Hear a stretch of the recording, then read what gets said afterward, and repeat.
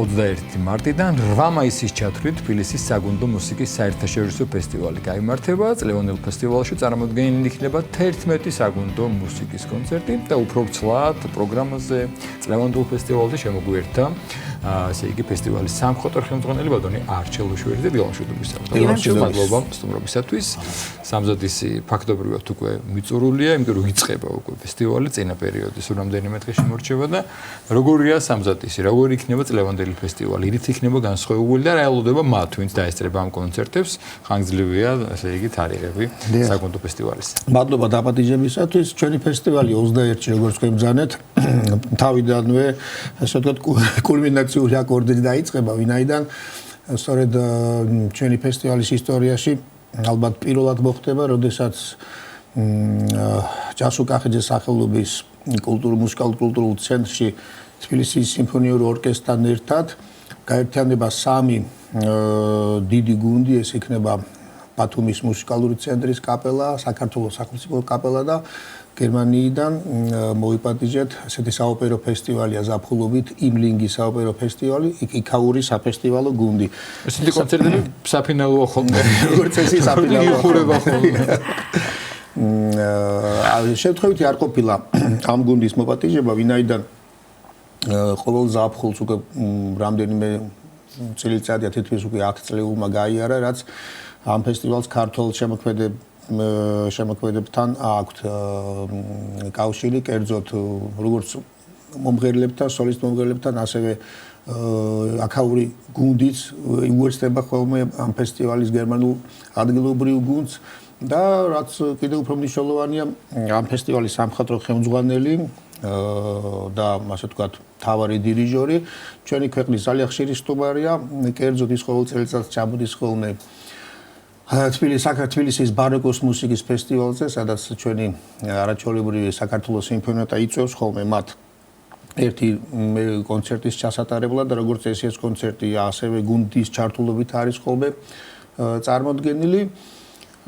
ეს გახლავთ ქალბატონი კორნელია ფონ კერსენბროკი და სწორედ მისი ხელმძღვანელობით და ამავე დროს სოლისტებიც უნდა აღნიშნოთ, ეს არის სოფია გორდელაძე, ირინი ალექსიძე, ოთარ ჯორჯიკია და გიორგი ჭელიძე. აი ამ დიდი არაჩვეულებრივი ასე ვთქვათ ანსამბლით დაიწყება ჩვენი ფესტივალი. მეორე სტუმარი, რომელიც ჩვენს ფესტივალს ესტუმრება ამჯერად უკვე მაისის დასაწყისში, ეს იქნება თურქული გუნდი. ეხლა კაცმა რომ თქვას საგუნდო მუსიკა და თურქეთი ჩვენთვის ცოტათი სიახლე არის და სწორედ ამ სიახლის გაცნობის მიზნით არის მოწვეული ეს გუნდი, ვინაიდან ის ასე ვთქვათ მასში გაერთიანებულია როგორც ევროპული ტრადიცია, ასევე სავარაუდოდ თურქული თანამედროვე საგუნდო ხელოვნება და აი ორი ასე ვთქვათ ორ სახოვნად წარდგებიან ისინიც უკვე ცოტა მოგვიანებით ჩვენი მაყურებლის წინაშე. ხოლო დანარჩენი დღეები კი ტრადიციულად ეს იქნება საქართველოში არსებული გუნდების, რაც ყველაზე მნიშვნელოვანია, სხვადასხვა ქალაქიდან არსებული და ჩამოსული გუნდების სხვა სიტყვა არ მადგება ზეიმი, ვინაიდან ეს ყოველწლიური მათი ჩამობრძანება ჩვენს დედაქალაქში ჩვენთვის, ასევე მათთვის ძალიან მნიშვნელოვანია ხოლმე. აი ერთგვარი რა დავარქვა ამ სიტყვას, ყოველწლიური შეკრების დღეებია ხოლმე, როდესაც ბათუმიდან, გორიდან, ქუთაისიდან, თელავიდან თუ ჩვენი ქვეყნის სხვა ქალაქებიდან ჩვენ ერთმანეთს მონატრებული ვუზიარებთ ხელოვნებას. წინვალი პერიოდია. მე-16-ით ტარდება უკვე ხოლმე ფესტივალი. კი და ძალიან მნიშვნელოვანია, როგორც აღნიშნეთ, ზეიმი არის ნამდვილად ყოველი დღე და ამ 16 წლის განმავლობაში 90 გუნდი დაახლოებით ამ რაოდენობის გუნდი გააცანით საგუნდო მუსიკის მოყვარულ საზოგადოებას მსმენელს. როგორი არის თავად დაინტერესება როგორც მონაწილეების მხრიდან, ასევე მსმენელების მხრიდან, იმიტომ რომ მსმენელები ძალიან მნიშვნელოვანია, რა თქმა უნდა. ეს საკითხი მნიშვნელოვნად ამ კითხვაზე პასუხი არის ძალიან დიდი და ზრდადი, იმიტომ რომ აი წელსაც ჩვენს ფესტივალში რამდენიმე მორიგი, რამდენიმე ახალგაზრდული, ახლად შექმნილი გუნდი მიიღებს მონაწილეობას და ეს ძალიან გვიხარია ჩვენ ადამიანებს, რომლებიც უკვე ბევრი წელია ჩართული ვართ ამ სფეროში. ეს არა მარტო რაოდენობა, რიუათ ზრდის ამ სფეროს შეჩართულ ადამიანებს, არამედ მათ ისინი ცდილობენ რაღაც ახალით შემოიტანონ, ახალი შესრულების რაღაც ერთგვარი სიახლე, მეტი სიმსუბუქე, თანამედროვე თაობას რა ასე ვთქვათ ემოციები ახლავს ამასთან ერთად. თან ეძებენ რაღაც სხვა რეპერტუარს, ახალ რეპერტუარს, რომელიც დღევანდელ დღეს უკვე მსოფლიოში გაცლებით ადვილი მოსაძიებელია, ვიდრე სიტყვაზე ჩვენ ახალგაზრდობაში იყო ამ ინტერნეტისა და ხსნილი ბაზრის კვალობაზე. ძალიან საინტერესოა პროგრამული თვალსაზრისითაც. და რაც შეეხება თავად რეგიონებს, იმიტომ რომ აღნიშნეთ ჩვენი კუთხის სხვა რეგიონები, ხო, რამდენად არის მასში განვითარებული და უფრო მეტად დედაქალაქში უფრო ჭარბობს ეს საგუნდო მუსიკის მიმართ დაინტერესება თუ რეგიონებში? იცით რა, მოდით არ მას ვქნათ ეს საკითხი ამ კუთხით არ წარმოვაჩინოთ, იმიტომ რომ ცხადია რომ ალბათ დედაქალაქში უფრო რაოდენობრივად ბევრი გუნდია, თუნდაც იმიტომ რომ აქ უმაღლესი სასწავლებელი იმდენია რომ და იმდენი გუნდი ერთვებათ ლევანდელ წელს განსაკუთრებით, მაგრამ ამ თვალსაზრისით პასუხ გაგცემდით რომ ის გუნდები რომლებიც არიან ჩვენს ქალაქებში, საქართველოს სხვადასხვა რეგიონში და სხვადასხვა კუთხეში მე ვხედავ რომ მათ ბოლო პერიოდში მნიშვნელოვანი მხარდაჭერა აქვს და ძალიან მათი ხარისხობრივი და ასე ვთქვათ საინტერესოობა იზრდება როგორც ჩვენს ქვეყანაში ასევე ჩვენი ქვეყნის ფარგლებს გარეთ, იმიტომ რომ ვიცი რომ სწორედ ეს აკლდა ჩვენს რეგიონულ ცენტრების გუნდებს არა მარტო თავიანთ ქალაქსა და საქართველოში, არამედ ზოგადად საზღვარგარეთ წასვლის შესაძლებლობა და მათი შემოქმედების გაცნობა.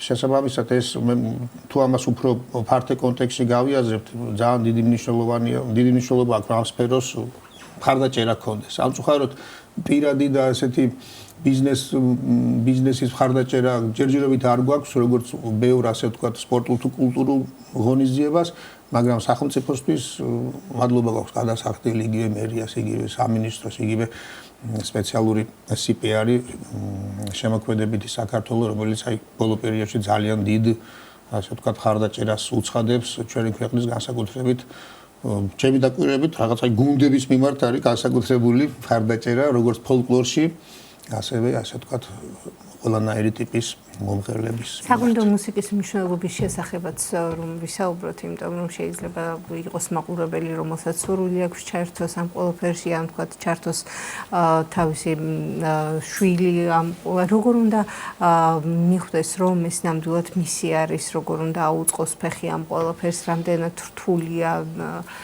დაიწყო საკითხი და განავითარო შემდგომ. იცით, ჩემი რჩევა როგორც უკვე გამოცდილი ადამიანის ძალიან მნიშვნელოვანია ბავშვის აღზრდისათვის, გოგოა თუ ბიჭი, აი სწორედ რაღაცა ესეთი კოლექტიურ მუსიცირებაში ჩამა ბავშვის. არ აქვს მნიშვნელობა იქნება ეს ხალხური მიმართულება თუ არახალხური მიმართულება. ბავშვს ძალიან ბევრ თვისებას ანიჭებს განსაკუთრებით დღევანდელ დღეს, როდესაც თითოეულ მათგანს ტელეფონის ასე ვთქვათ მოცილება და მასთან ერთად მთელი დღის გატარება ძალიან რთულად უწევს მოშორება ამ მობილური ტელეფონის.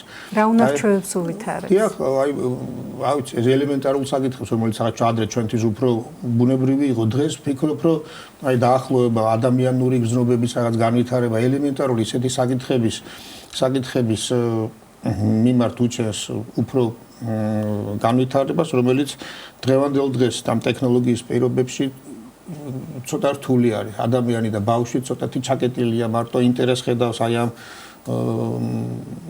ერთგვარად მისთვის სათამაშოში, სადაც ყველანაირი ინფორმაციას ეძიებს და მასთან აქვს ესეთი ურთიერთობა ყველაზე უშუალო და თანატოლებთან რაღაც სხვა ცოცხალ გარემოსთან ცოცხალ ამ შემთხვევაში მუსიცირებასთან უკვე ნაკლები აქვს ურთიერთობა და ის მსმენელი, რომელიც მე ჩვენ გვჭირდება როგორც ინდივიდუალურ მუსიკოსებს, ასევე გუნდებსა თუ ორკესტრებს, ისევ ამ სფეროს აკლდება ადამიანი, რომელიც ცოცხალ მუსიცირებას საჭიროებს და არა იმ ჩანაწერებს, რომელიც მიხედვითაც ის ყოველთვის უპრობლემოდ რასაც მოისმენს. თქვენი დაკვირვებით აი ამ ფესტივალმა, რომელიც უკვე მე-16 ტარდება წელს ქალაქში, რეგიონებში განსაკუთრებით ჩვენ წეგან გარკვეულწილად გამომახვილეთ ყურადღება.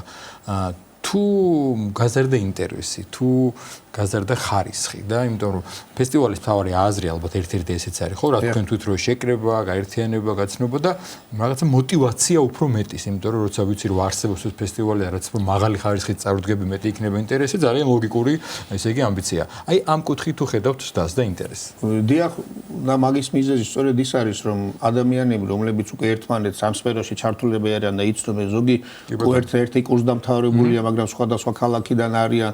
შემდეგ ისე რომ დაიფანდრენ და ასე ვთქვათ, თავიანთ ადგილებში, ქალაქებში აგზავნებენ მუშაობას, უკვე აინტერესებთ მათ, აბა რა გააკეთა, როგორ გააკეთა. წლევანდელ წელს თუ მაგალითად აი მან საინტერესო პროგრამა ჩამოიტანა, მაშინ მეც აუცილებლად რაღაცა უნდა გავაკეთო.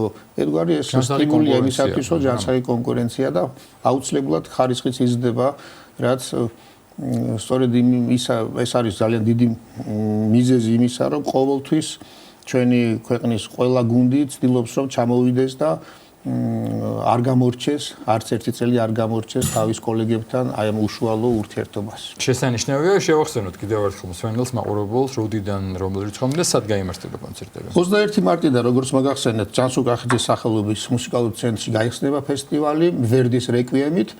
ხოლო შემდეგ აღდგომის რაღაც გარკვეული წინარე და შემდგომი პერიოდის შემდეგ აპრილის მეორე ნახევრიდან უკვე გაგრძელდება ძირითადად ინფორმაცია ხელმისაწვდომია შეუძლიათ ნახოთ. დიდი მადლობა. წარმატებები თქვენ და გუნდებს, მონაწილე გუნდებს. შეგახსენებთ რომ საგუნდო ფესტივალის სამხატვრო ხელმძღვანელი ბატონი არჩილ უშვერიძე გსურვობდა.